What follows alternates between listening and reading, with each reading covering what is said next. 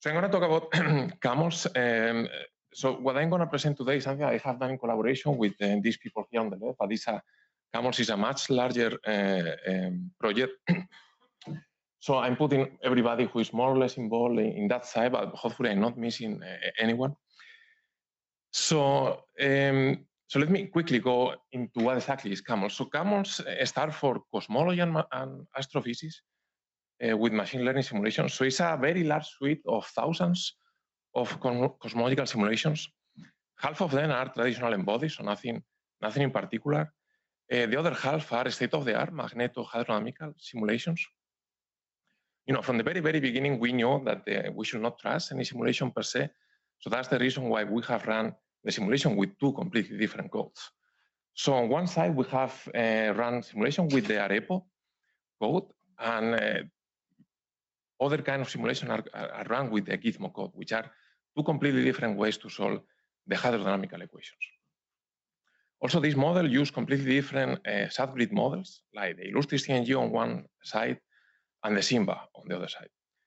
So in this simulation, we vary 6 parameters, 2 for cosmology, omega matter, and sigma that we believe that are the most important ones, and then 4 for astrophysics, like 2 that control supernova feedback, another 2 that control AEN feedback.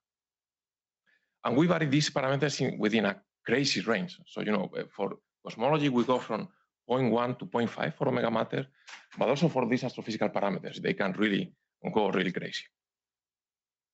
So I think the most important thing is that we have thousands of different cosmologies and also thousands of different astrophysical models. And as you can imagine, this has been really designed to do machine learning. So I have presented this slide in many places. So I think the first time that I showed this was like 2 years ago, more or less exactly, where I was about to leave CCA. Now that I'm going to leave Princeton, let me show you again. So this is what we are trying to do. So we have thousands of different cosmological models. This is an embodied simulation that we call the Quixote, where, you know, this is the largest set in terms of volume or volume in parameter space. And yeah, I mean, the universe is kind of only at redshift 0 we cover a larger volume than the entire volume of the universe. This simulation has lower resolution, as you can imagine, otherwise will be impossible to do this. So our idea will be to now increase the resolution of this simulation using this super resolution. So this is something that I did, but also Ingley independently did. So the idea will be to basically go all the way down to 10 to the 9 solar masses. So, you know, you will have gigaparsec boxes resolving 10 to the 9 dark matter halos with thousands of different cosmologies. And then once you got there, you can use these camels where you have thousands of different astrophysical models, and you can do the mapping from embodied to hydro. And this is basically the way that we are going to produce millions of, let's say, gigaparsec boxes with full hydro with thousands of different cosmologies, but also different astrophysical models. Once we have this, like many years from now, you can produce mock observations, and then you can do this likelihood-free inference that I'm going to be talking later, and you can basically extract. I mean, we'll see, but I believe this is really going to be all the information. And we're not considering one single field. You can do this for all the fields that you can imagine: 21 centimeter, CMB, KSC, anything. So let me start with a few of the projects. So this is a project that has been led by Helen Shaw. So Helen is a second year, is going to now start as a second year, undergraduate student at Princeton. So what we have been doing is something very simple, is that we take this camel simulation, and in every simulation, you know, you have a galaxy catalogs, and then you can take like different properties of these things, you know, like the gas mass of your galaxy, the stellar mass, the black hole mass, and all these things. And we are trying to predict basically what is the total mass of that subhalo. And, you know, she trained a very simple neural net doing hyperparameter optimization, all these things. And this is what we get, right? So this is the typical plot where you show the truth versus the prediction. And as you can see, it works amazingly well. But I would say until now, really, there is nothing in particular. What is really impressive here is that now with this model, this model has been trained, you test this model using the illustrious TNG simulation that has a different volume, different resolution, and it works almost as well as this. You test this on the illustrious TNG 300, and it works. You test this using this SIMBA simulation with thousands of different cosmologies, thousands of different astrophysical models, it works. So Helen has also derived an analytical equation, and basically this is the conclusion, that this works for any subhalo containing any type of galaxy. It can be a spiral, can be elliptical, can be a central, can be a satellite with any kind of masses, for any cosmology, any astrophysics, any subgrid model, any resolution, and any volume. So that's why we believe that we have really found a universal relation. And this is the first time, for doing machine learning many years, that I have seen something extrapolating so well as this. I have never seen this. So looking at the equation that we have derived, we believe that this is some kind of version of the virial theorem. So our understanding of this is that it doesn't matter what halo you consider, it doesn't matter what cosmology you are, it doesn't matter what astrophysics is going to do, what your subgrid model is doing. At the end of the day, you have a virialized object. The kinetic energy should be equal to the potential energy. And this is basically written by gravity. And nothing can really change these things. So we believe that this is what is going on here. So another thing, Faisan is a postdoc at Waterloo, so we have been doing this in painting. So the idea here is that you have these maps, these are temperature maps, with different cosmologies, different astrophysics, and then you put some mass here. And basically you train one of these models, so this is an incredibly sophisticated model that I believe we don't understand even all the details. And this is what you get. So when the mass is very big, you can see you recover, but it still is not working very well. But when you have something like this, it works beautifully well. And we are able to recover the power spectrum all the way to K, I think, of 30 or something like that, with a 5% accuracy. And I don't know if in real surveys this is what you have. I think you should be a disaster to have something like that, but maybe this is what happens. So, and this works for any cosmology and any astrophysics. We have thousands of them. Also, I think a very impressive thing. Just mentioning other things, I think Jay yesterday mentioned the YN relation. I think Andrina is going to give a talk about what she has been doing with FRBs. I think Sultan, you are also talking about the H1 flow. I think Michael, you are going to be talking about the wavelength stuff. Will, Lyman Alpha, so if you talk to him about this. I think Eraf now is working with anomalies, and I think Ana Maria is also doing something with FBAR. So let me go to something that is the one that I've been leading, that is, can we use machine learning to marginalize over baryonic effects at the field level, but also to extract all the information from the field? So what you can see here, these are gas temperature maps from these common simulations. Every image here has a different cosmology, has a different astrophysics. These images only have 25 by 25 megaparsecs, so these are incredibly small. And the resolution is also 100 kiloparsec. And as you can imagine, these images are incredibly contaminated by astrophysical effects. So the question is, can I still train a CNN to extract cosmology from this image? So yes, the answer is yes. So this is what we get. So for instance, take a look at this panel. Take a look at this plot for this point. So this represents an image of one of these, the one that I show you from the test set, of course. And this is the mean of the posterior, and this bar represents the standard deviation of the posterior, without making any assumption about the posterior or anything. And you can see the closer that you are to the black line, means that you are able to recover the true value. It works, right? And we are able to get omega mater and sigma A with a few % accuracy. This is extracting information from these fields and marginalizing over baryonic effects. And you can do the same exercise for other fields. And we have done this for all the fields that more or less I have time to do.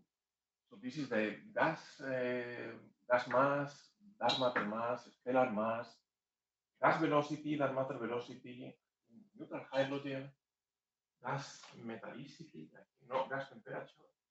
I don't remember. This is metallicity, magnetic fields, and even this thing. So this super weird thing is basically the ratio between the magnesium and the hydrogen. But for some reason, Shai Genel told me to take a look at this. And even if you train a CNN on this, it's still able to determine the value of the cosmological parameters, which is something that still I'm not really sure how is this possible. This is very quickly. Basically, this shows how well you can constrain the value of the parameters for all the different fields. And the best one are the total density field, neutral hydrogen. The most important thing that I would like to emphasize here is that you don't have to do this with a single field. You can take all the fields together, and you can train a CNN using all of them and extract information from every single field, but also from all the cross correlation between them, and marginalize all baryonic effects at the field level. And if you do this, you are even able to do better than an n-body simulation. An n-body simulation is not affected by baryonic effects. With this thing, you can even get better constraints. This is a super important point that I would like to raise, is that all the things that I have been showing is what happens when you train your network using Illustris TNG simulation and you test on Illustris TNG. Now with this network train, you put these Simba maps, and this is what you get. So what you can see is that now it doesn't work at all. This is like a disaster. And we are not sure what is this. So one possibility, this should be a movie. Yeah. One possibility will be that these two simulations are so incredibly different, even when we vary the parameters in such a incredibly range in parameter space, that they are still different. So for instance, what we have done is to run the same simulation with the same initial conditions using two codes, the Illustris TNG and the Simba. And this shows, for instance, the dark matter field, Illustris TNG and Simba. This is the gas density. You can see that things more or less look similar, but now if you look at the gas temperature, you can see that this is not very similar at all. So it could be that these simulations are intrinsically so different. Not everything is bad news. The amazing news, I will say, is that when you do this for the total matter density field, something like a proxy for weak lensing, it works.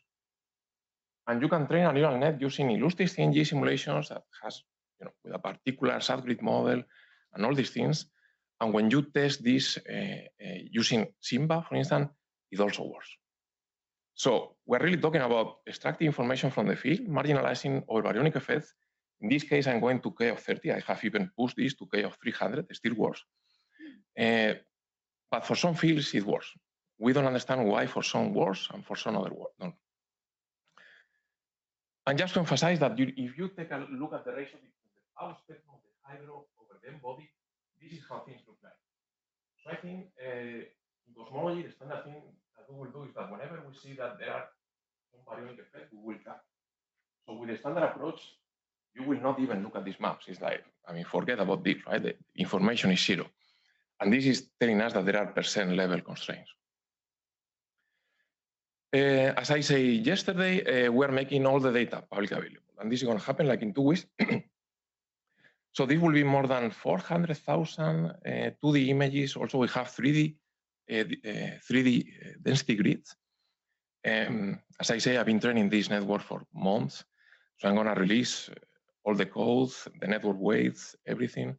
And we also put some challenges so the people can work on these things. So let me conclude because I think we are out of time. So CAMOS is this state-of-the-art, is this very large collection of hydrodynamical simulations. The volume is relatively small. But I think this is the first time where we are really exploring the parameter space in the astrophysical sense, at least. We have these thousands of different cosmological models and astrophysical models. All these images and 3D fields that I say is going to be publicly available in 2 weeks, where we release all these papers that we are finishing now. The full data release of CAMOS is going to be in January 6th of 2021. And CAMOS 2 is now also in the oven. And yesterday we got the very good news that we have won a grant, the NSF grant. So yeah, we are going to be hiring. I think the plan will be to hire a postdoc to work in the University of Connecticut, another the University of, in Columbia University, another one maybe in Princeton. So I will stop here. Sorry. Thank you.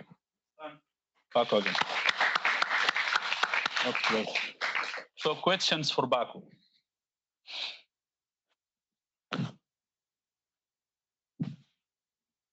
Hi. So I have a quick question. So the likely free inference should be marginalizing over all the different parameter space, and it's hard. Obviously, I'm surprised that for any parameter space, it just if you train in one simulation, you just cannot match the others, or for the other simulation. You mean for this thing? Yeah. So when you train on one simulation and testing on the other thing, if you actually marginalizing over or the parameter space, shouldn't? Yeah, we're marginalizing over the parameter space, over the parameters of the illustrious TNG model. Mm-hmm. But this implies a completely different model with other completely different parameters. Mm-hmm. It's not that clear to us that these really overlap. Mm-hmm. Or there is a second possibility that maybe the network is learning some numerical artifacts that we know that are always there. Mm-hmm. And in this case, it's not sure. So I think Will and also Chirac are also exploring different ways to tackle this. That's okay. Yes, so maybe to give a bit of kind of quantitative information, with Waterloo, we've been trying some stuff, and in particular, for example, by doing something very similar to what you're doing, I can regress out marginalized over cosmological and astrophysical constants, which simulation it comes from, with like 90+% accuracy. So if you just run CNN, you can tell where they came from, illustrious CNG or Simba, very easily. So there's differences, and some of the spectra we can also pick up differences. So maybe one question will be, can we somehow make them similar in some sense and avoid these issues? That will be great. And we should talk later. Questions? Go ahead. Yeah, I thought that the total subhalo mass was very interesting. Could you tell a little bit about what parameters actually make a good prediction, and also whether you've tried this for stellar mass only and for star formation rate? Can you repeat again, Boriana? Sorry. Yeah, sorry. What parameters basically make the best prediction for the subhalo mass? Oh, yeah. Yeah. So for this, basically what we found was that the Vmax, like the velocity dispersion, and the radius. And when we're looking at the equation, it looks, it's not the virial theorem, but it's something like that. So, but it also pick up the star formation rate and the metallicities. So we believe that it's the virial theorem, but then it's also using maybe some of these universal relation in galaxies. Okay. Other questions for Baku? The Zoom, people on Zoom, do you have any question? You can either raise your hand or send the chat. So, okay, so if not, then let's thanks Baku again. So this talk is a little bit different, I guess. It's more on the side. So I'm going to talk about building deep models for signals on a sphere. And this is a joint work with my student Meron, who did the heavy lifting on this project. So yeah, the motivation for being able to build deep models that operate on a spherical data comes from the type of data that we get when we look at the sky or we want to represent signal on the surface of the Earth. And I guess more recently, there are also applications in vision involving 360 cameras. But more related to the topic of this workshop is the application in astronomy, where we know, different modalities of the astronomical data could be mapped to the surface of the sphere. And so here I'm trying to pitch a model for deep learning on spherical data for those of you who actually have this type of data and you want to apply some sort of learning.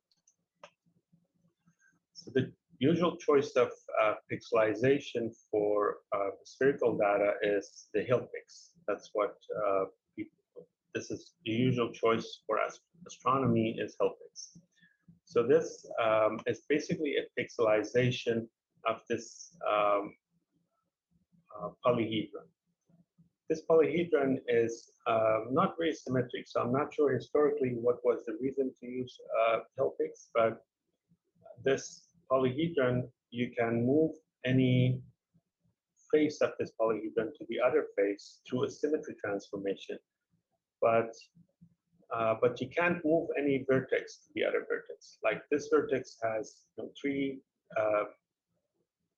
edges adjacent to it, but this one has 4 edges. So it means it's not it's not vertex transitive. The most symmetric polyhedra that make a good candidate for representing the spherical signal are the platonic solids.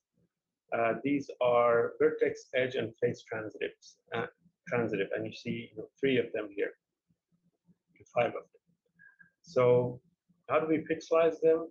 We basically start with the solid itself, then we subdivide each face into smaller faces, and then we project those to the surface of the sphere. Project these new nodes to the surface of the enclosing the sphere. And if we just repeat this process recursively, we get a pixelization that looks very much like the sphere. So now, the model that I'm going to talk about is going to be on pixelization of platonic solid, but the same idea could be applied in principle to Hilpix. The same sort of symmetries that we look at could be generalized to the Hilpix as well. Okay, so the symmetries of these platonic solids are well known. If you look at these, even just visually, you could see that you can move any node to any other node through a rotation or reflection, and these rotations and reflections are subgroup of the SO3, the symmetries of this sphere. But unfortunately, when we start pixelizing these faces, this pixelization doesn't refine the symmetry, doesn't bring it closer to SO3. In a more technical term, we don't get a bigger subgroup of SO3 when we pixelize this sphere. So this means that this is a problem, because in order to design these deep networks that operate on a spherical signal, we need to know the symmetries of these pixelized spheres. So our solution to this is to approximate the symmetry.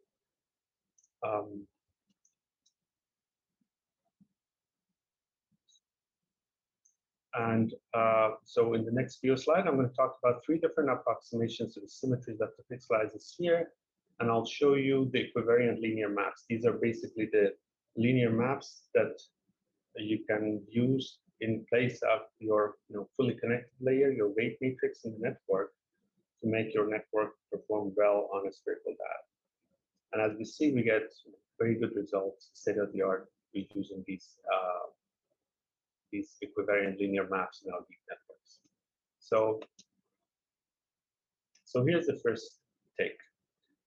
So the idea is to model the symmetries of this, this pixelization of the cube as an example, as a set of symmetric faces, where each face has translation and rotation symmetry. So we have a set of structure, and inside that set we have a translation and rotation of each face. So this can be seen as a hierarchy of symmetry, because set itself has this invariant to permutations, right? And we have the symmetries of each face. And previously we've shown how to build a model for when we have a hierarchy of symmetry. And so we can use that model here. If you're curious what the equivariant linear map looks like, this is the equivariant linear map for one face. This is equivariant to translation and rotation, meaning that if you rotate or translate the input signal, what would happen is the output will also get translated or rotated. And then when we want to build a model for a hierarchy of symmetry, we put copies of this equivariant linear map on the diagonal. So we get this block diagonal matrix, and this is now equivariant to this hierarchy of symmetry that we built. So we have 6 copies because we have 6 faces here. So this can represent the entire signal on this pixelized cube. So this model is closely related to gauge equivariant CNN, the model that was presented as icosahedral CNN in Cohen et al. If we ignore the padding in that model, I'm going to quickly talk about padding. So the second take is to not to model this as a set, but instead replace set of structure with the symmetries of the solid itself. That is, you can't just do arbitrary shuffling of the faces. You can only do the shufflings that are consistent with the rotation or reflection.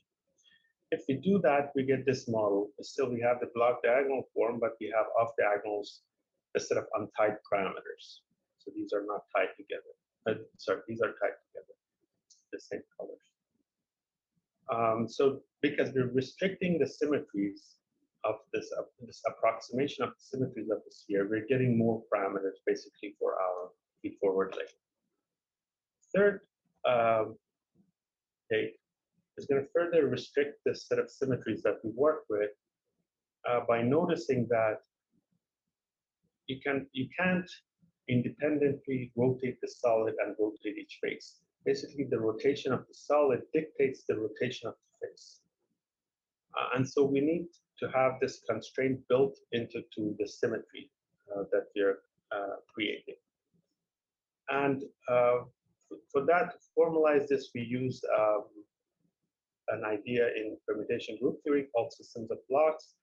I'm not going to go into it, but it basically gives us a generalization of the notion of a hierarchy where we have interactions between different levels of the hierarchy.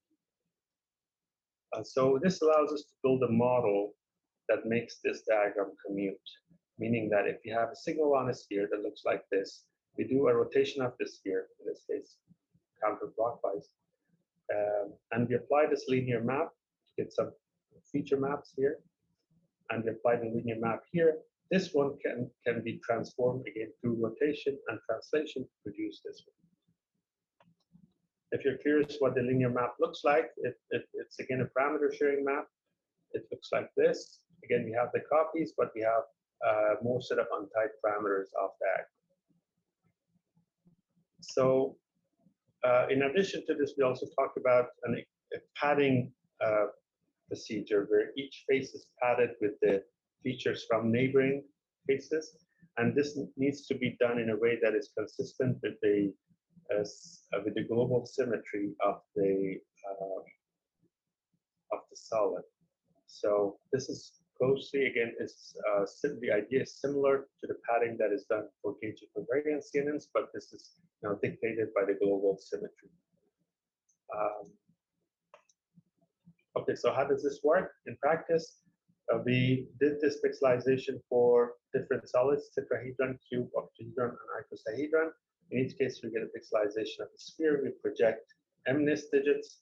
The data set is called the spherical MNIST, and the goal is to classify these digits.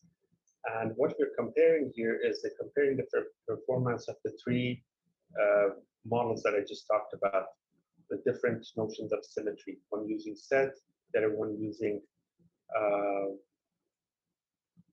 the other one is using symmetries of the solid, and the other one is using the block system, the more constrained. And we see that performance improves with each refinement of the symmetry. How we compare to state of the art? This for a spherical MNIST, we're comparable. We're here down here. This is for the pixelization of the cube. If we go to bigger data sets, now we significantly outperform other methods. This is a 360 camera image segmentation, where we have a bigger, more refined pixelization of the sphere, and we give a significant improvement. The same is true if we look at climate data. This is signal on the surface of the Earth. Task is again segmentation of this image. And again, we get significant improvement over state of the art. So this is my way of basically pitching this model to you. You can use the code for spherical data in this GitHub link. In addition to this, my student also produced a code for producing these equivariant feed-forward layers for any permutation group. The code is accessible here. And with that, I'm going to end the talk in case there are any questions. Thank you. Great. So, questions for Sam? I maybe have a question. So, so when you compare to other results, how different they are from what you do? So in terms of the methodology? Like, yeah. Well, there are, so the closest one is the icosahedral CNN that I told you about during the talk. This is this one. This is very much related to our first version, which we have a set of symmetric faces, basically. The other ones are different, like some of them use spherical harmonics, some use graphs to represent grids on the surface of the sphere. So there are very different methods. And in recent years, over since 2018, first paper appeared, there has been a whole lot of papers trying to address this. And yeah, so in the MNIST also they are different, like when you compare things to them, because MNIST is not spherical, right? No? MNIST itself is not spherical, but we do projection of the MNIST to the surface of the sphere, right? So we're taking and projecting to the surface. This is a letter 4. It's projected to the surface of the sphere, and we're looking at different pixelizations of that sphere in this case. This result is for basically a spherical MNIST as well. In this case, we're comparing to other methods. This was the comparison between different versions of these approximate symmetries of the sphere that I talked about, and see that the better approximations give us better results. And this is now the comparison to the. So when you do the projection on MNIST, then you plug that into a CNN or something to get the classification, or? So this is so when we project the MNIST to the surface of the sphere, now we can give this to our models, right? I see. Our model basically can take the signal that is on this, so you can attach a signal to any pixel here, to any pixel in any pixelization you wish. You can attach a signal. It could be a vector, it could be a scalar, it could be any structure you like on each pixel. And now you want to predict something. If you want to either predict something for the entire sphere, for CMB data, I don't know, you want to predict a specific parameter, or you want to do some sort of segmentation, you want to do noise removal, for example. These are all possible applications that you can do using these models. They're just replacing your CNN layer with a layer that looks like the one that I showed you. Saying instead of a convolution layer, use this layer that is as if you have a convolution for a sphere. I see, and you have the code available to project any maps to spherical. Yeah, the code is great. Right. Help, yeah. Okay, Kate. Yeah, thank you. Okay, thanks for the talk. I was wondering if this works when you have missing data, like I'm thinking of galaxy surveys where you only have coverage of part of the sphere. So we need to solve that in an ad hoc way. It's, you know, whatever solution you can do where you have missing data for image processing, you can do it here. So you can just leave it blank and give an additional mask, an additional channel as an input that tells the model which places you actually have the signal and which places you don't have any signal. It's just zeros that are artificially put there. And the model should be able to figure it out. The downside is that now you're paying for the cost of processing for the entire map, although you might have it only a small portion of that. I see. Thank you. Okay, so we have a question on Zoom, Francois. Yeah, thank you, Simon. That was super interesting. I wanted to see if you could, among all of the examples that you presented, is there one that is the closest to just a simple graph neural network applied to a Hill-Peak discretization of the sphere? Because that's the kind of example that I've seen in literature already in Astro. that I would like to be able to compare to. There are some works.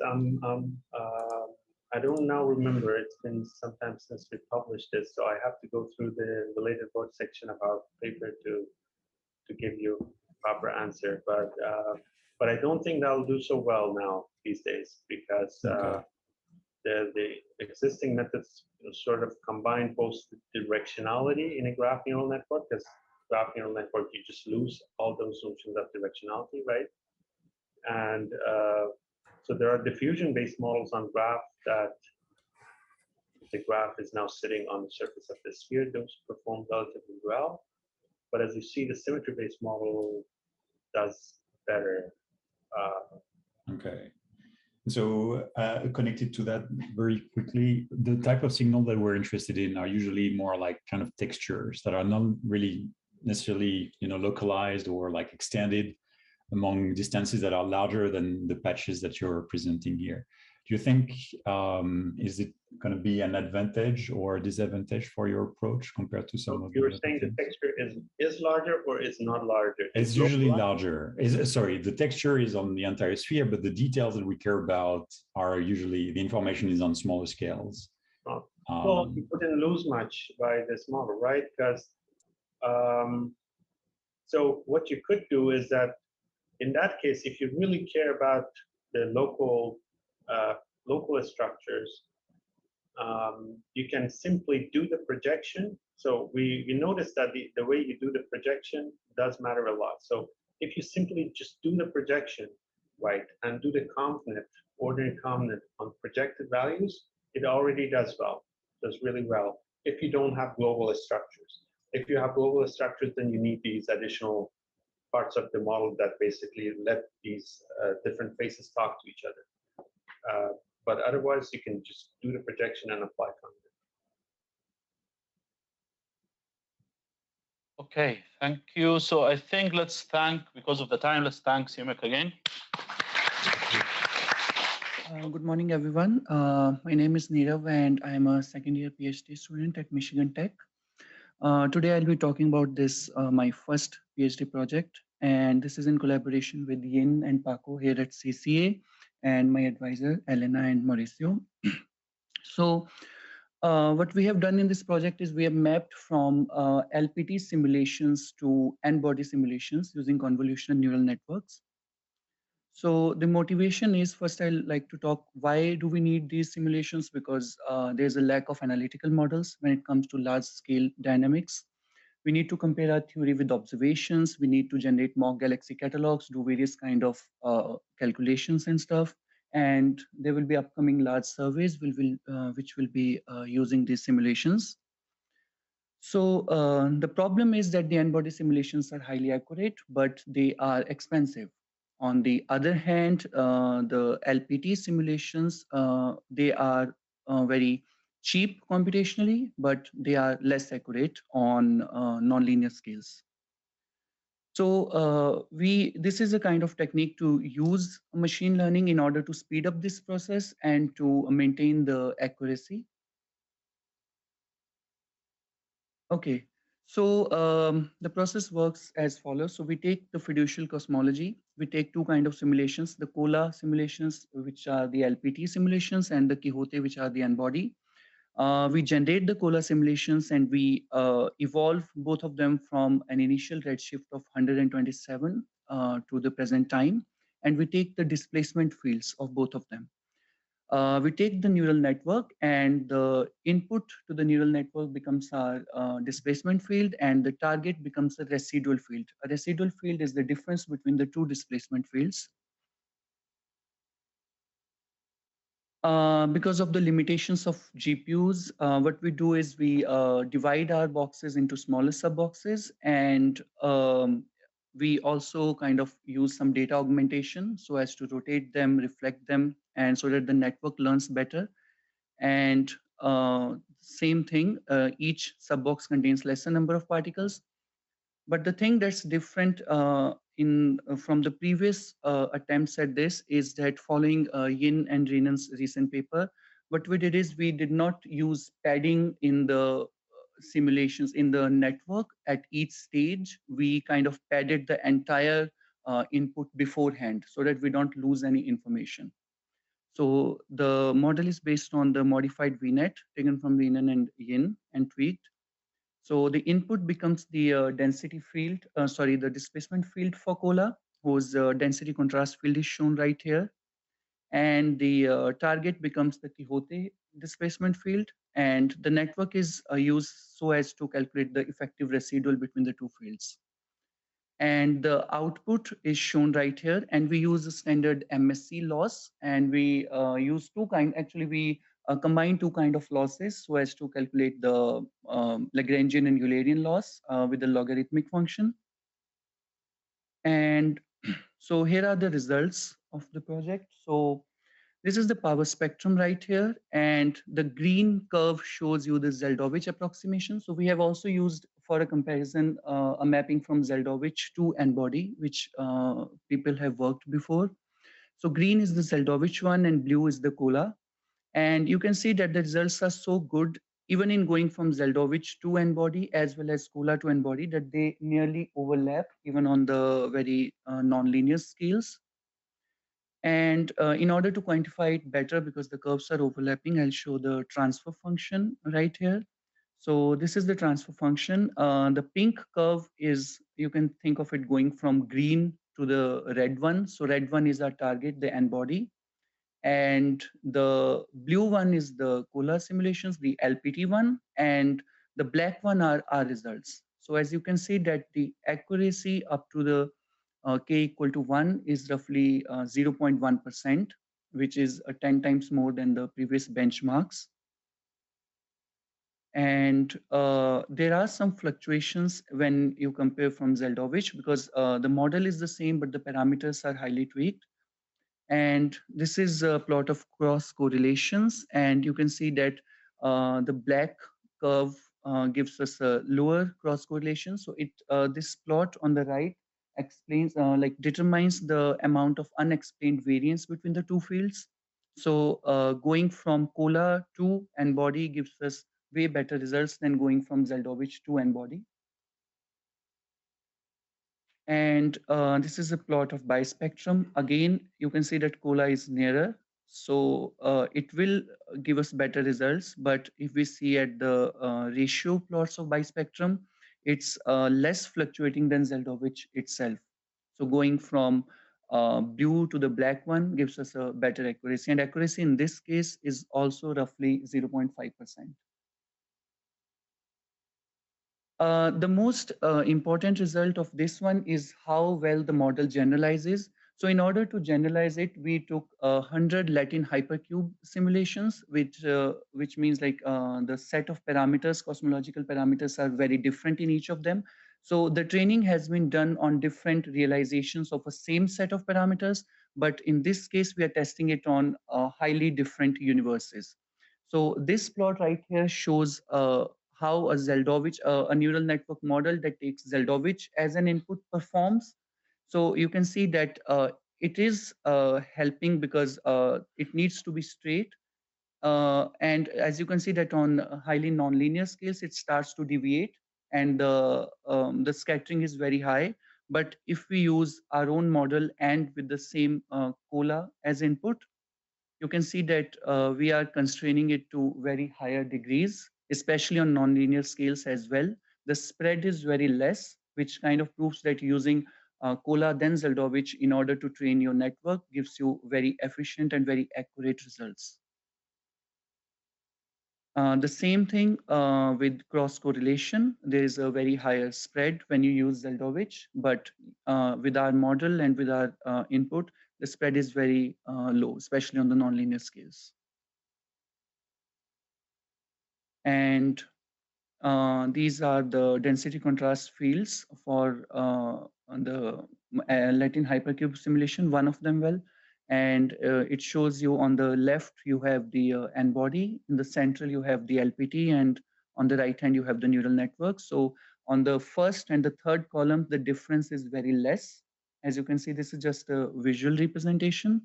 And it works on almost all the scales because it goes from 25 up to 250. I haven't plotted the 1000 one, but it works there as well. So in order to conclude, I would say that when we ran this model and everything, a typical n-body sim, when you generate like 100 realizations of them, will take roughly 2 years and 10 months on a standard 1 gigaflop machine. And LPT simulation will take roughly 22 hours because I took like 30 time steps in Cola. But our CNN model trained on a single P1600 GPU will take roughly 1.5 hours to generate all these 100 realizations. So our model maps to scales as small as k equal to 1 with an accuracy of 0.1%, which is 10 times more than the benchmark. And it's highly efficient because it's roughly 8,000 times faster than a standard n-body simulation.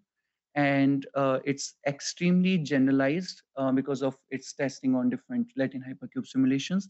And even on the generalized realizations, it's accurate up to 1%, if not 0.1%, which is a pretty standard and good result. So that's it. Thank you. Yes, thank you. That's embarrassing. Okay, so questions for, go ahead. Hi, thanks for that talk. I have a few quick questions. So when you're on your CNN, it works on one of the subgrid boxes. So for these larger volumes, are you splitting them into subgrids and then applying Yes. the CNN, then stitching them back together? Yes, exactly. Yes. I see. But we have to take care of the periodicity. So what we do is like we take a big box, like 1,000 megaparsecs, and we divide it into 125 megaparsecs smaller ones, and we feed all of them together. But what has been done previously is that people have used padding during the convolutions. But following Yin and Renan's latest paper, what we saw is that it's better to pad all together at the start of the convolution than to pad it with zeros or ones, which is kind of adding the noise. So we did it at first, and then we have to maintain the periodicity and everything. So yeah, it's kind of dividing into smaller subboxes. I see. And then the power spectrum ratios you're showing here are for a larger volume that's where Yes, used on the transfer. Yes, yes, exactly. And this one is being averaged out over our testing set. I see. Yeah, over the complete box, yes. And one last quick question. What's the accuracy level for the bispectrum? For the bispectrum right here, well, I haven't actually calculated that, to be honest, but looking at the ratio here, just a visual inspection, I would say it's 0.5%. Sorry, no, I meant for when you extend it to other cosmologies. Oh, I haven't calculated the bispectrum for other cosmologies. It's just the transfer function and the cross correlation. All right. Thank you. Questions? Yes. Sorry, could you explain again what you mean by generalization in the context of these LH realizations? I'm sorry, can you repeat that, please? Could you explain exactly what you mean by generalization again? Is it, are you generalizing to different cosmologies or generalizing to same cosmologies but different instances? What I mean by generalization is that when you train a network, you take, let's say, in basic terms, an ensemble of, let's say, I take 100 ensembles of a specific cosmology, which means that the cosmological parameters are fixed, the sigma 8 ns. But when I say generalization, it means that I take 100 realizations, all of which have different, completely different parameters. But when you test, yes. When you test, is again a different parameter from the ones you train on, or is it the same parameter? It's different than the ones we train on. And each realization has an entirely unique set of parameters than the one we trained on. Okay, thanks. But is it the same seed number? Sorry? Is it the same seed number for the initial fluctuations, or seed number is different? So we don't. Okay, so when we train on same set of parameters in cosmology, but different seed numbers.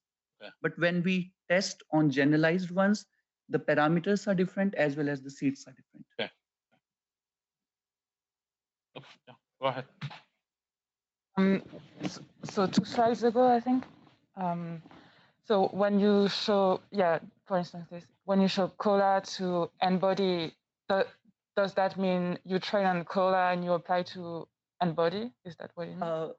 It means that the neural network takes input as Cola and they tries to matches the target, which is the n-body.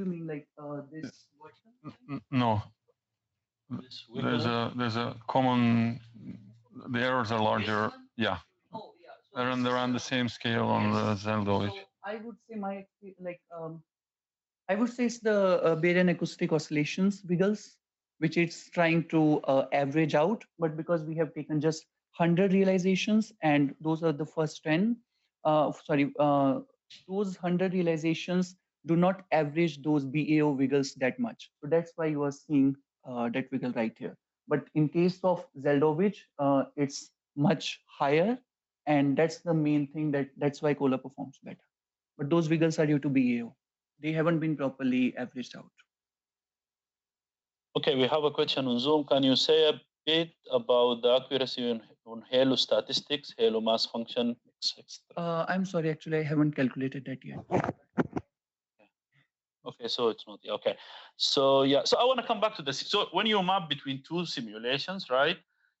I know that you're using different seed for the whole data set, right? But like when you map between two specific simulations, you use the same seed number, right? Exactly. Yeah, because the maps look similar. Same seed and same Lagrangian positions. Yeah. Otherwise, it would be. It'd be hard, right? Yes. Okay, cool. So any other questions? Yeah, go ahead. Okay, are any of the ones when you generalize or for cosmologies that was not in the training? I'm sorry, can you repeat that, please? All the generalized ones, they were not in the training set? No, they were not in training at all. So, okay. They're completely different. Okay, so for the time, so let's thank Nirav again. Thank you very much. Hello, everyone. My name is Ian Lee. I'm a postdoc at CCA and CCM. Today, I want to share with you some of our very preliminary work on cosmological forward modeling using adjoint method and also reversible time integration. So this work is done with Chirag Modi, who is also a postdoc at CCA and CCM, and Yufan from Google and Berkeley. and Leslie Gringard, who is the director of CCM. Actually, this work was started because Leslie Gringard gave a tutorial on adjoint method 2 years ago in the Flatiron annual meeting. So an overview of the talk is majority of the talk will be about a short introduction on adjoint method combined with reversible time integration and its application in cosmology. And at the end, I'll show some very preliminary benchmark results based on our work in progress code, which is a particle mesh simulation, which is based on JAX. So very quick overview of cosmological forward model. So it takes in parameters, including cosmological parameters and some random noise, typically white noise, and tries to predict some observables, say galaxy catalogs or H1 maps.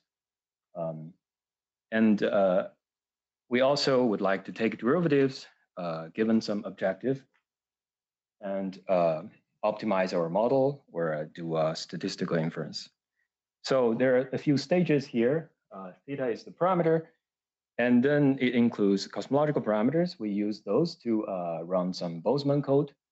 By solving Boltzmann equation, that gives us the power spectrum, and by feeding the power spectrum to initial condition generator, which is the second stage, and also include some random noise, we can generate the initial condition for our simulation. And to run the simulation, we have to do some time integration, which is the third step there. And during doing the time integration, we can do some observation. Let's say the observables typically lives on a light cone, and then that requires us to do observation together with the integration. And we can be more creative. Say we can include a neural network that takes the output on the light cone and predicts the halo mass, which is a dynamical halo finder. And at the end, we take the observables and feed it into our objective. And that objective can be, say, a likelihood function or something else. But in the end, we want to take the derivative of that objective function with respect to the parameters and then optimize this whole process. So we go forward to model the observables, and then we go backward to get the gradients with respect to the parameters. Now, most expensive part here is this solid circle, solid box, which I expanded in B. It involves multiple steps.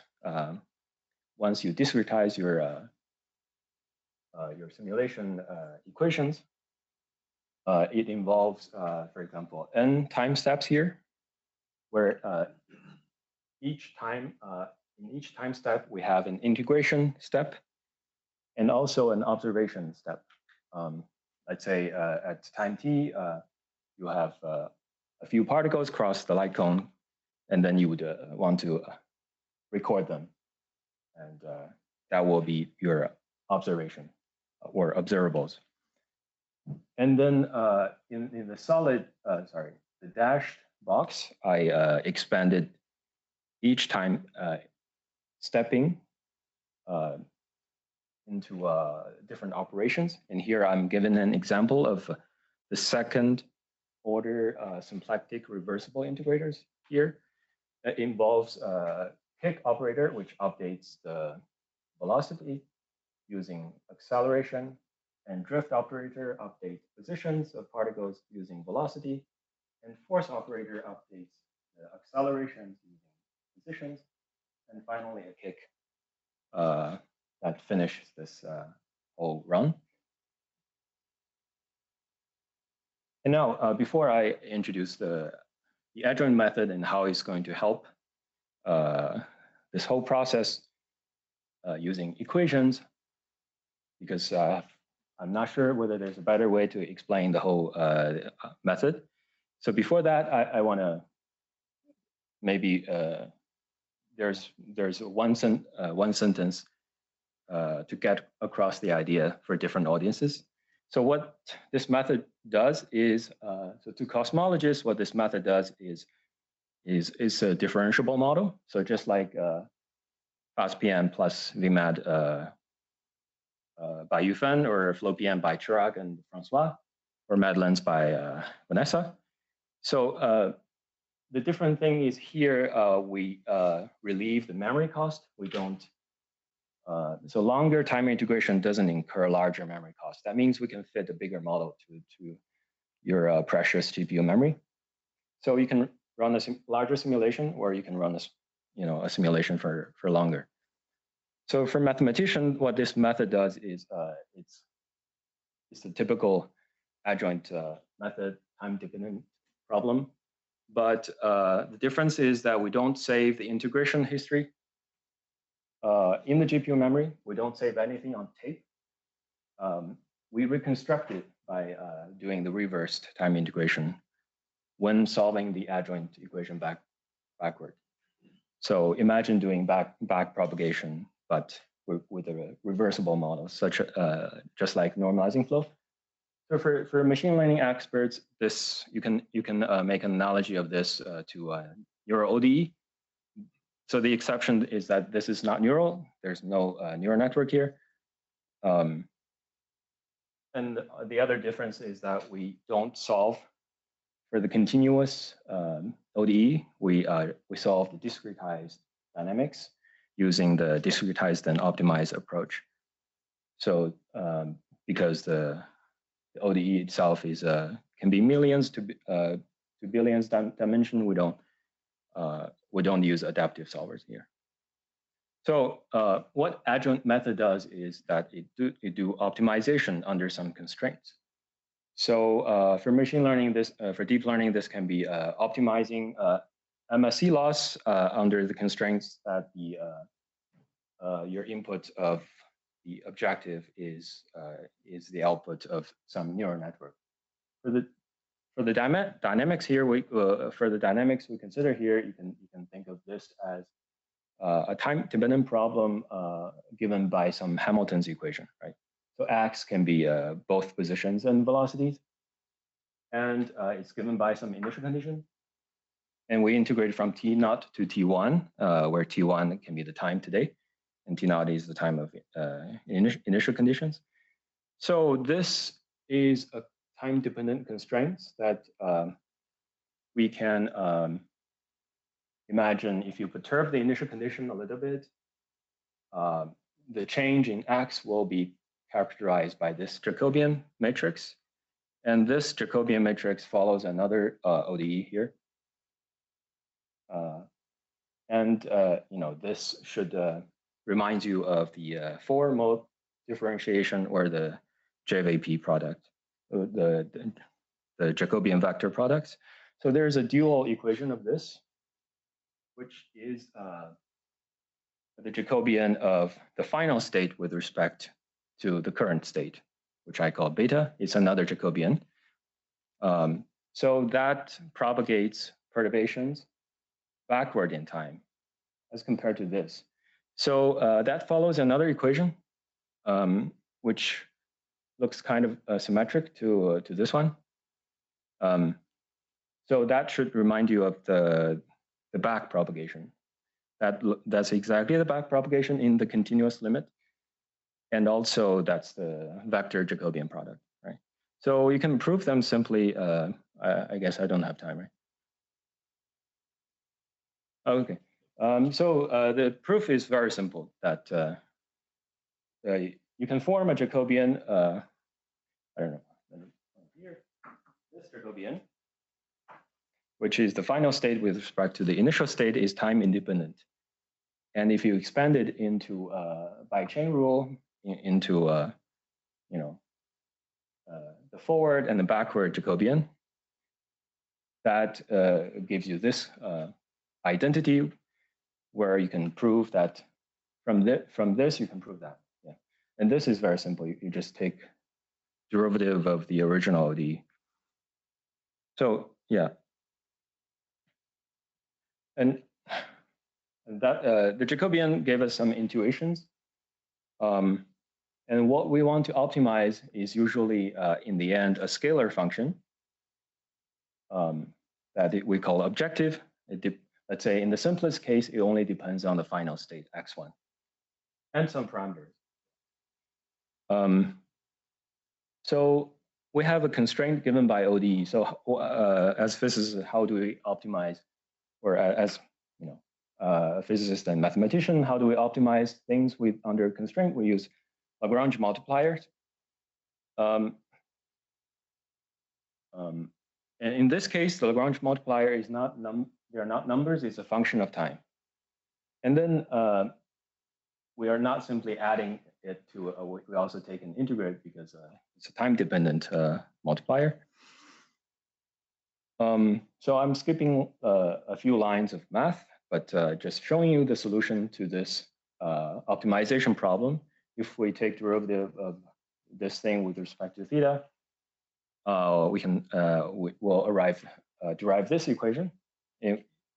And note that the similarity of this equation to this equation. So lambda looks exactly like the backward beta equation. And it takes some initial condition at the final time.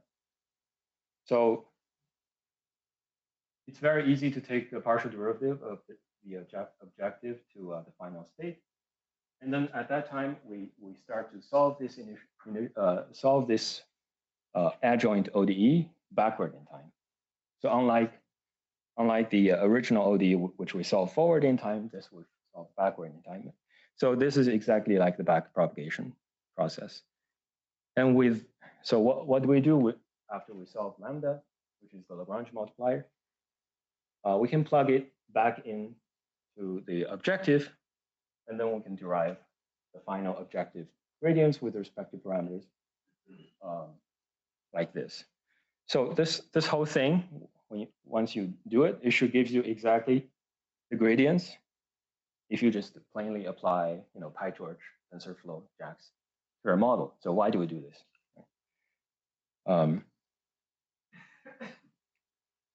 So let me skip this first. Yeah. Okay. I think I was yeah. So why do we do this? Yeah. I'll talk about why maybe a few slides later. So I was showing you the objective that depends only on the final state, and you can write down an arbitrary objective. In this case, it depends on the whole history of your embodied system or any dynamic system, plus some regularization term or prior term. Or you can have your objective depends on the light cone, in which case different degrees of freedom of X would be recorded at different time. And then if you redo the direct derivation, you will derive very similar adjoint equations. So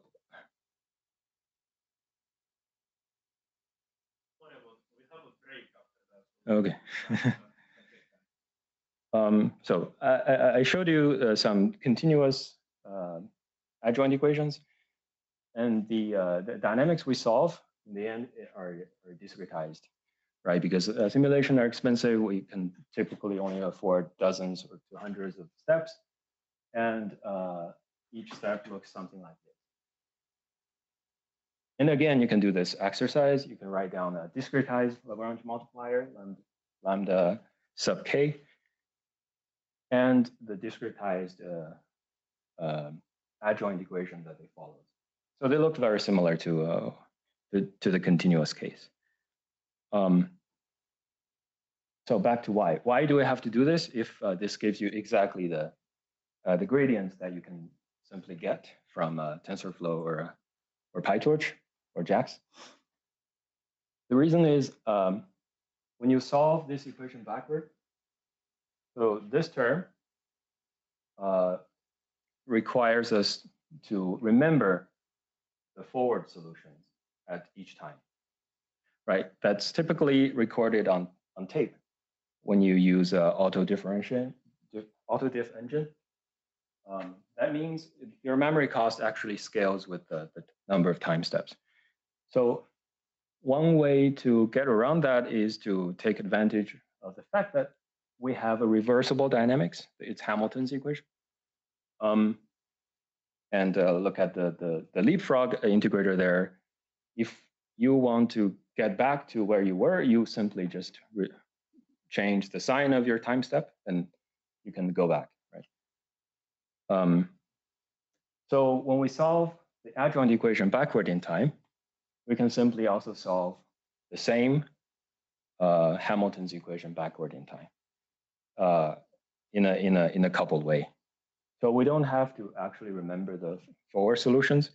We only have to be able to reconstruct them when we solve the adjoint equations. So that's the trick here. So this is I guess this is the end, because we don't have concrete results yet. So we have verified with, so Chirag has verified using TensorFlow that the gradients we got in this way is the same as the FlowPM gradients, meaning that our adjoint gradients is the same as the plain autodiff gradients, right? So the method works. And I've been working on a new code based on JAX. It's a work in progress. So first of all, it's a very fast simulation.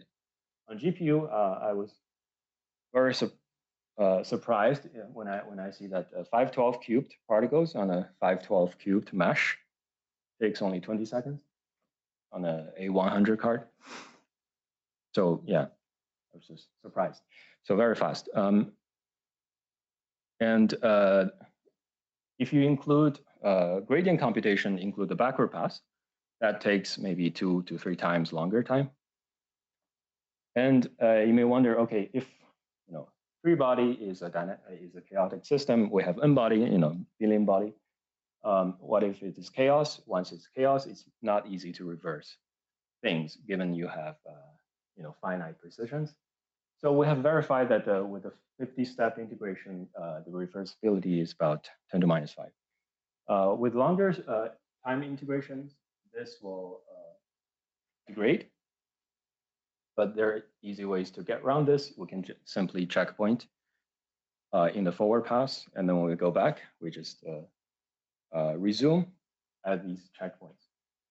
And another way to get around this is to use integer arithmetic. That we can always exactly go back to where we were if we use integers. That is, we handle the round-off error by ourselves instead of let them propagate. So the code will be released on GitHub. I think I'm finished maybe half of it. So yeah, so the take-home messages are we have a method to do memory efficient gradient computations for forward models. And also the model is surprisingly fast. It's a particle mesh code. When we run it on GPU, it takes 20 seconds. So even though this is particle mesh code, maybe with some tricks, we can sharpen it further. So imagine in the future, maybe we can run a Quixote type of simulation in 1 minute. And that's it. Thanks.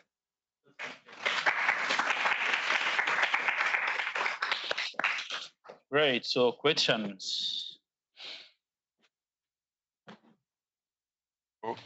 When you implement this in JAX, and let's say some lunatic comes out and say, I want a bigger box, so, that runs into memory issue of GPU. Does it run, like, can you distribute the model onto multiple GPU and, just bypass the bottleneck of, like, can you strap more GPUs on it to have, like, bigger memory? Like in the current in principle, yes, but I haven't done that yet. Okay. Right now, we're using 1 GPU. That's good enough for 512, or I believe maybe even 768, but not to 1024. Okay. Yeah, so thank you, Ian. This is amazing. So regarding the chaotic system, I mean, do you think if you put you only have the PM, right? You don't have the tree. Yeah, no tree. If you go to smaller scales or at some point you put the tree, do you think still you will be able to handle that? Yeah, I think for this, probably don't. Yeah, the answer is I don't know. I'm thinking of something else. It's like, for example, Wurosh or B-Way's PGD or LDL. They use some sharpening step to make the simulation more accurate. So basically, you have a target simulation, you have a full gadget run, and then you fit your PM simulation to that with some tunable parameters. Okay.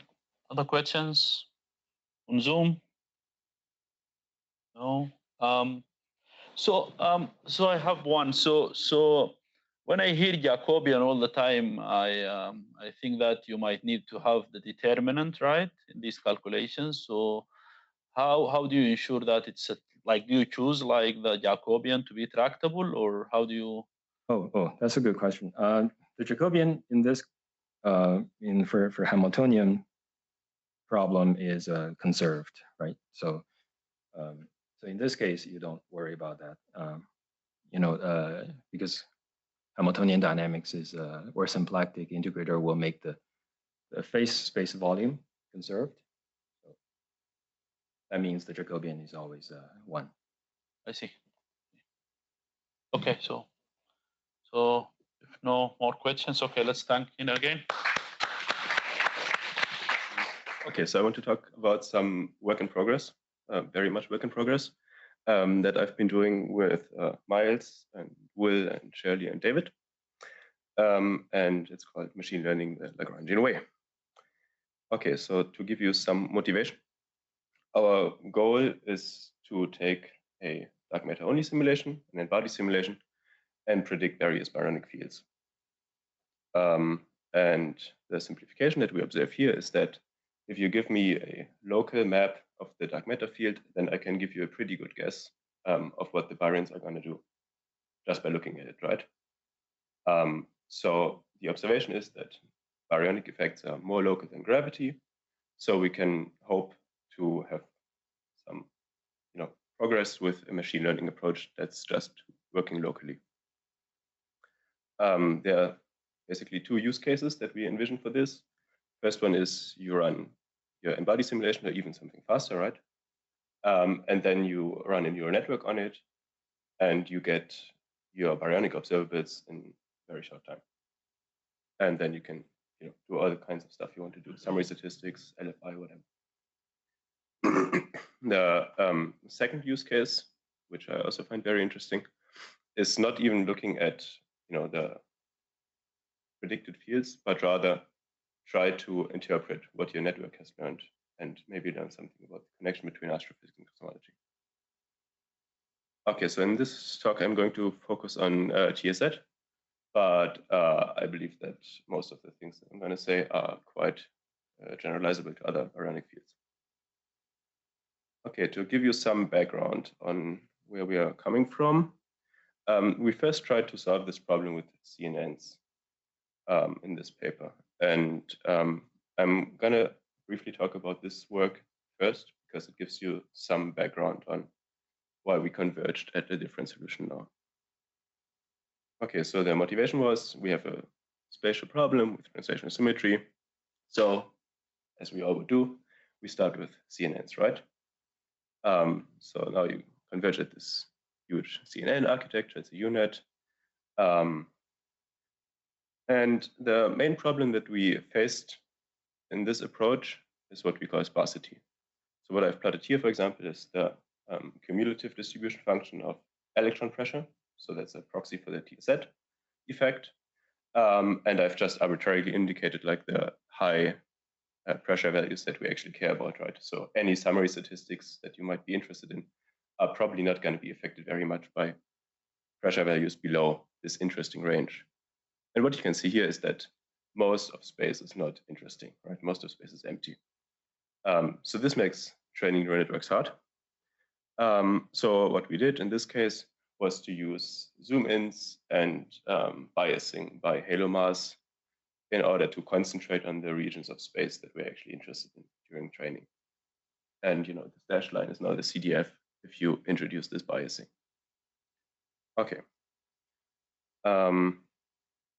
So to give you some results from that, from this CNN approach, this is the electron pressure 3D power spectrum. So you can see that on small scales, we're doing really well. On large scales, we have some problems. And if we project it, so this is all redshift 0 and it's just the illustrious TNG 300 box, right? So if you project the box to a 2D map, your power spectrum looks quite good. And we are definitely doing better than this Battaglia 2012 model. Okay, so to conclude from this, with CNNs, we can definitely do quite well on select summary statistics, for example, the power spectrum. But for example, the bispectrum was quite off. So we were not really satisfied with what we got with CNNs. Okay, so what were the problems? Why did this not work as well as we perhaps hoped it would? So as I said, due to the sparsity problem, we ended up concentrating on massive halos, even though we went in with the assumption of translational symmetry. So let's just focus on halos for now, right? Let's look at those. If we only want to work with halos, then translation symmetry is broken, right? We have a pretty good guess of where a halo center is. We have code for that. With CNNs, we also have the problem that we have to, on the one hand, try to extract large-scale effects, but on the other hand, we also require quite small resolution in order to get the small-scale features, right? So we expend a lot of resources on basically empty regions in order to, capture the halo centers, basically. So it's, it's not cheap and it's not efficient. Furthermore, interpretability with this CNN architecture is rather poor, as you may know. So in summary, maybe CNNs are not the best approach. And not related to the architecture itself. Another thing that we realized is that there is some probabilistic nature to the problem, both because of the history that we are not capturing and also just because of chaos. So we should probably also include some stochasticity in our model. Okay, so let's get to the idea that I'm going to present now. So the idea is, let's directly work with the simulation representation. So just given a bunch of particles in the halo that we are interested in, can we directly work with those particles? Right? Not try to map it to the density field. So this is a set of features. It's just a set of particles, right? With their positions and velocities. So what we are using here is called a deep set architecture, which works on sets, as you may imagine. And we extended this to be rotation equivariant. The basic intuition here is that using the simulation representation, this should be the ideal solution to this sparsity problem, because we have many particles in the high density regions, which we care about, fewer particles in the low density regions, naturally. Furthermore, we're going to incorporate stochasticity using a conditional EAE architecture, which I guess you heard about yesterday. And let me just finish with this observation that I think modular equals interpretable. So I think many of us are drawn to something simple and beautiful, or we say simple equals beautiful, right? So a nice, simple architecture, a nice CNN or whatever, we find that beautiful. But I think if you want to reason about what your network has learned, it is better for the network to be complicated and to be modular, right? So you want individual parts of your network to do very specific things so that you can reason about what they are doing. Okay, so as I said, this is work in progress, but this is the current architecture that we have. We are trying to predict the electron pressure, PE, at position R. And the first component of our network is just a spherically symmetric model, right? So it just depends on the modulus of R. Then we have something that I call the deformer, which just deforms this modulus. So for example, if your halo is rotating, maybe it's not exactly spherically symmetric, so you want to learn that. Then I also have something that I call the origin network, which is just taking care of miscentering, right? So you try to get a good estimate of the center of the halo. Okay, so this is basically the spherically symmetric, easy part. Then I have something that's called the local network, which takes the immediate vicinity, say 100 kiloparsecs of the position that you're interested in, and just operates on the dark matter particles that are in the immediate vicinity of the position, right? Then I have something that's trying to capture halo scale features, which I call the halo network, which just takes all the dark matter particles in the halo. And then finally, as I said, I have some probabilistic part, which takes a downsampled version of the electron pressure, or during inference, a Gaussian random number, and also feeds this to this aggregator, which is basically just a MLP. So as you can see here now, you have a very complicated architecture, and different parts of this architecture are trying to do very specific things.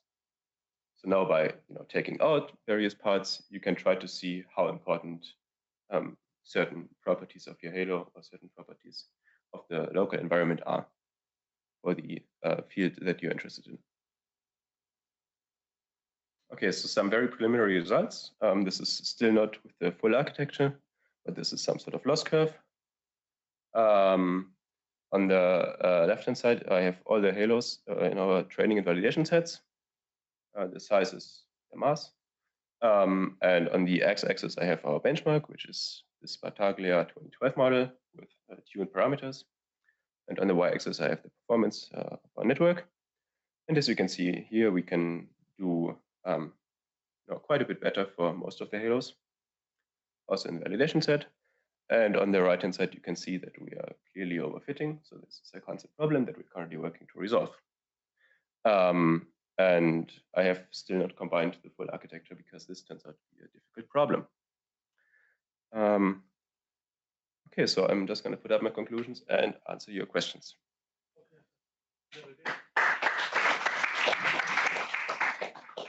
Okay, questions?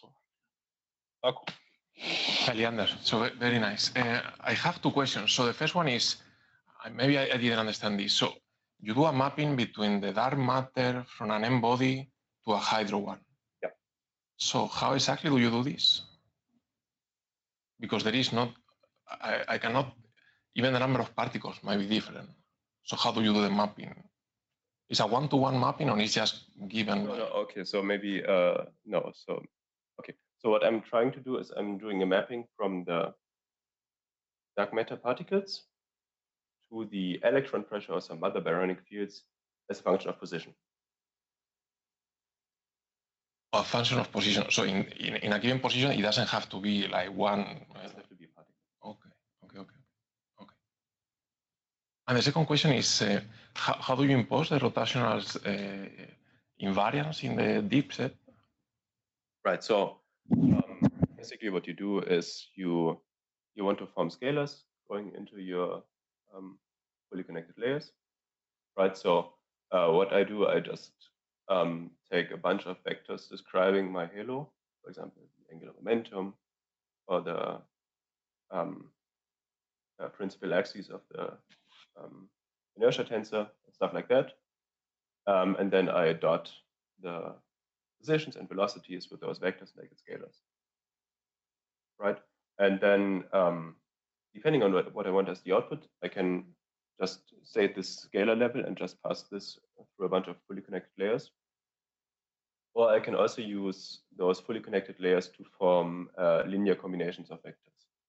And then I retain a vector representation, and my final output is going to be a vector. that transforms in the same way as the input vectors. Great. Other questions on Zoom? So I have a question. So when you do your training, do you train each piece separately, or you put all of them together? And yeah, so putting all of them together immediately is very hard. Okay. So what I'm currently doing is to train each piece separately, maybe some in combination, and tune hyperparameters first in this smaller problems, and then when I put them together, I use different hyperparameters for the different optimizers. So the last loss we have seen now, it's not only for one piece; it's for the whole journey. So the last loss is for this origin, the deformer, and the local network. But it's still not probabilistic, and there's no halo scale features. So this light blue is trained together, and the light green. No, so sorry, there's like a legend on top. So okay. Oh, light blue are deep sets, and light greens are just MLPs. Okay. Oh, I see MLPs. Yeah, I should have pointed this out, I guess. So where is your latent space here? I mean, there are a bunch of latent spaces, right? Okay, yeah. So you don't have like a unique one, right? So each one has its own. Yeah. Okay. So any other questions? Okay. So if not, let's thank Leander again.